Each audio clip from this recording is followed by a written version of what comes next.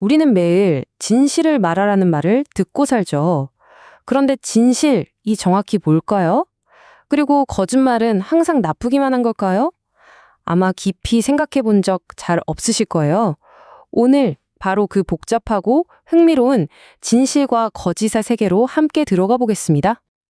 자, 그래서 오늘은요, 먼저 거짓말에 숨겨진 비밀과 그 명확한 한계에 대해 알아볼 거고요. 이어서 진실과 그냥 사실은 어떻게 다른지 그 경계를 살펴본 다음에 마지막으로 이 복잡한 세상에서 우리가 진실에 다가가는 법은 무엇인지 차근차근 짚어보겠습니다. 한번 떠올려 보세요. 법정에서 선서할 때라든지 아니면 사랑하는 사람과 솔직하게 말해줘 라며 진지한 대화를 나눌 때처럼요. 우리는 살면서 종종 진실만을 말하라는 요구를 받곤 하죠. 사전을 찾아보면 진실은 아주 간단해요. 그냥 거짓이 없는 상태라고 나오거든요. 그런데 말이죠. 만약 이 진실과 거짓의 관계가 우리가 생각하는 것보다 훨씬 더 복잡하고 흥미로운 거라면 어떨까요? 자, 그럼 첫 번째 섹션부터 시작해 볼까요? 거짓말이라는 행위. 이걸 한번 제대로 해부해 보겠습니다. 사실 거짓말을 하려면요, 아주 놀라운 전제 조건이 하나 필요하거든요. 프린스턴 대학의 천학자 해리 프랭크포트의 말인데요.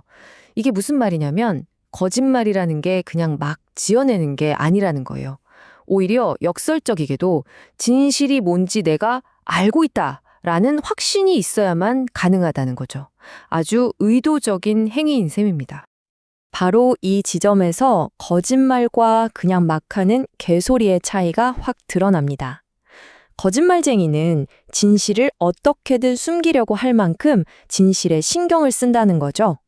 반면에 개소리를 하는 사람은 자기가 하는 말이 맞든 틀이든 아예 관심조차 없는 거예요. 자, 여기서부터가 정말 흥미로워집니다. 왜냐하면 거짓말이 진실에 기댈 수밖에 없다는 바로 그 점이 아이러니하게도 모든 거짓말쟁이의 치명적인 약점이 되거든요. 아니, 그게 왜 약점이냐고요? 생각해보세요. 거짓말쟁이는요, 객관적인 팩트로서의 진실이 필요한 게 아니에요. 그냥 자기 스스로 이게 진실이야 라고 믿기만 하면 되거든요. 그러니까 어때요? 그들이 딛고 선 땅 자체가 언제든 무너질 수 있는 아주 불안정한 기반이라는 뜻이죠. 이게 바로 거짓말쟁이가 스스로 파놓은 덫에 빠지는 순간입니다. 거짓말이라는 그럴듯한 연기에만 몰두하다 보니까 정작 자기 거짓말의 뿌리가 되는 그 진실이라는 토대가 정말 단단한지 이걸 확인하는 걸 깜빡하는 거죠. 니체는 여기서 한 발 더 나아가서 아주 기묘한 역설을 짚어냅니다. 뭐냐면 확신에 가득 찬 거짓말쟁이일수록 자기가 믿는 그 진실에 대한 거의 맹신에 가까운 믿음을 갖게 된다는 거예요. 그런데 바로 그 강한 믿음이 결국 자기 눈을 가려버리는 덫이 될 수 있다는 거죠. 자, 지금까지는 거짓말이 얼마나 복잡한지 얘기해봤죠? 그럼 이번엔 판을 뒤집어서 우리가 철석같이 믿는 진실을 한번 복잡하게 만들어 볼까요? 과연 사실과 진실은 늘 똑같은 말일까요? 아마 많이들 들어보셨을 그 유명한 짜장면 이야기 있잖아요. 이걸 한번 생각해 보시죠. 자, 어머니는 아이에게 분명히 말을 했습니다. 여기서 과연 사실은 뭘까요? 그리고 진실은 또 뭘까요? 보세요. 어머니의 말은 사실이 아닙니다. 배가 고팠으니까요.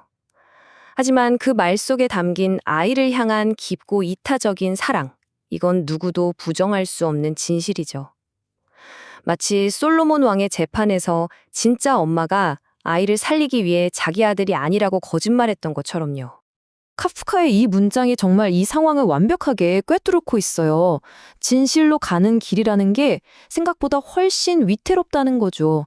특히 우리가 눈에 보이는 단순한 사실만을 보고 아, 이게 전부구나 하고 착각할 때 그때 정말 쉽게 넘어진다는 겁니다. 자, 이렇게 모든 게 복잡하다면 대체 우리는 뭘 믿고 어떻게 해야 진짜에 가까워질 수 있을까요? 다행히도 철학이 우리에게 두 가지 아주 강력한 도구를 제시합니다. 철학이 제안하는 두 가지 강력한 도구가 있는데요. 첫 번째는 데카르트처럼 아예 모든 걸 근본부터 의심해 보는 거고요. 두 번째는 지젝처럼 그 사람의 말이 아니라 행동에 집중하는 겁니다. 자, 그럼 데카르트의 방법부터 한번 살펴볼까요? 데카르트가 바로 방법적 회의라는 걸 처음 시작한 사람인데요. 이게 뭐냐면 일단 내가 진실이라고 믿는 모든 것들, 심지어 이건 너무 당연하잖아 싶은 것들까지도 일부러 의심해보는 거예요. 왜? 그렇게 해서 불확실한 것들을 다 걷어내고 절대로 흔들리지 않는 단단한 토대를 찾기 위해서죠. 그러니까 첫 번째 도구는 바로 의심하기입니다. 내 믿음의 토대가 정말 단단한가? 아니면 그냥 남들이 그렇다고 하니까 받아들인 건 아닌가? 하고 스스로에게 질문을 던지는 거죠. 자, 그럼 다른 사람의 진실은 어떻게 알 수 있을까요? 여기서 바로 두 번째 도구가 필요합니다. 그 사람의 말을 아니라 행동에 주목하는 거예요. 지젝의 주장은 아주 단호합니다. 감정적인 이야기나 그럴듯한 변명, 이런 건 다 무시하라는 거예요. 한 사람의 진짜 모습, 그 진실은 오직 그 사람이 바깥으로 드러내는 행동 속에만 있다는 거죠. 우리가 스스로에 대해 하는 이야기들은 근본적으로 다 거짓말일 수 있다는 겁니다. 이 예시를 보면 확실해지죠. 행동이 곧 진실이라는 겁니다. 아무리 감동적인 이야기를 늘어놓아도 그게 실제 행동과 어긋난다면 진짜는 말이 아니라 바로 그 행동인 거죠. 결국 사실과 진실을 가려내고 또 거짓말과 착각을 구분하는 건 어떤 공식이나 체크리스트로 해결될 문제가 아니라는 뜻입니다. 생텍쥐페이의 말처럼 우리 마음의 눈을 뜨고 세상을 바라보는 훈련이 필요한 거죠. 자, 오늘 이야기를 통해 우리가 가져가야 할 것은 어쩌면 정답이 아니라 새로운 질문들일 겁니다. 여러분은 지금까지 어떤 진실을 단 한 번의 의심도 없이 그냥 받아들이셨나요? 그리고 혹시 어떤 사람이나 상황을 판단할 때 그들의 행동이 아니라 그럴듯한 이야기에만 귀를 기울이고 있지는 않았나요?